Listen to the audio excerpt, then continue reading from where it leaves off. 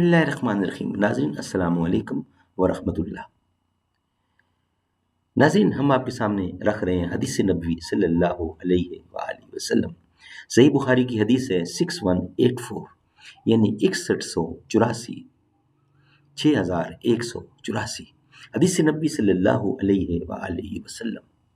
قال النبی صلی اللہ علیہ وسلم، سیدنا علی رضی اللہ عنہ نے بیان فرمایا کہ میں نے رسول اللہ صلی اللہ علیہ وسلم کو کسی کے لیے اپنے آپ کو قربان کرنے کا لفظ کہتے نہیں سنا سوا سعد بن ابی وقاص کے۔